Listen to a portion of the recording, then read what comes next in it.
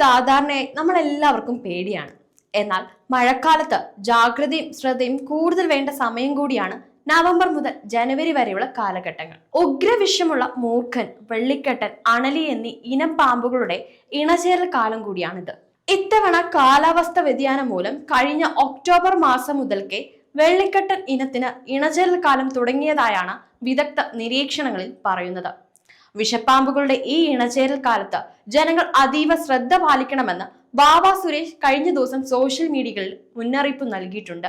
ഇണചേരൽ കാലത്ത് ഈ വിഷപ്പാമ്പുകൾ നമ്മുടെ വീട്ടു പരിസരത്തും പറമ്പുകളിലും മാത്രമല്ല, റോഡരികിലും കല്ലും കട്ടയും മറ്റും കൂട്ടിയിട്ടിരിക്കുന്ന സ്ഥലങ്ങളിലുമെല്ലാം കൂടുതലായി കാണപ്പെടും. പകൽ സമയങ്ങളിൽ എവിടെയെങ്കിലും ചത്തതുപോലെ കിടക്കുന്ന മണ്ഡലിപ്പാമ്പ് രാത്രിയിൽ ഉഷാറാകും. അണലി വർഗത്തിൽപ്പെട്ട പാമ്പുകളാവട്ടെ രാത്രി സഞ്ചാരികൾ കൂടിയാണ്. മൂർഖൻ പാമ്പുകൾ പകൽ സമയത്താണ് കൂടുതലും ഇരയെയും ഇണയെയും തേടിയിറങ്ങുന്നത്.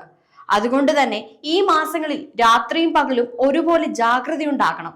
പാമ്പിനെ ആകർഷിക്കുന്ന ഘടകങ്ങളിൽ മെയിൻ പ്രധാനമായും കോഴിമുട്ടയും കോഴിക്കുഞ്ഞിനെയും തിന്നാൻ വരുന്ന മൂർഖനെ കുറിച്ച് കേൾക്കാത്തവരായി നാം ആരുമില്ല. കോഴിക്കൂട്ടുകൾക്കിടയിലെ കോഴിക്കാഷ്ടവും അതിന്റെ മണവും പാമ്പിനെ വല്ലാതെ ആകർഷിക്കുന്നവയാണ്. തൊട്ടയൽപ്പക്കക്കാരന്റെ അതിരിനപ്പുറം ഭക്ഷണാവശിഷ്ടങ്ങൾ വലിച്ചെറിഞ്ഞ് സ്വന്തം വീട്ടിൽ വൃത്തി പാലിക്കുന്നവർ ഓർക്കുക, നിങ്ങൾ നിങ്ങളുടെ വീട്ടിലേക്ക് മൂർഖൻ പാമ്പിനെ ക്ഷണിച്ചു വരുത്തുകയാണ്. ഈ ഭക്ഷണാവശിഷ്ടങ്ങളുടെ ചീഞ്ഞ മണം മൂർഖനെ ആകർഷിക്കും.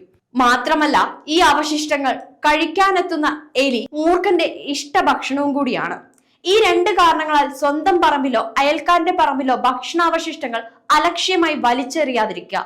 വീടിനകത്തായാലും പുറത്തായാലും ഊരിയിട്ട പാദരക്ഷകൾ വീണ്ടും എടുത്ത് ഉപയോഗിക്കുമ്പോൾ പ്രത്യേകം ശ്രദ്ധിക്കുക. വീടിന്റെ പരിസരത്ത് വിറക് കൂട്ടിയിടുന്നത് പാമ്പിന് ഒളിത്താളം ഒരുക്കും പോലെയാണ്. വിറക് ചാരി വെക്കുന്നത് ഒരു പരിധിവരെ അപകടം കുറിക്കാനും സാധിക്കും.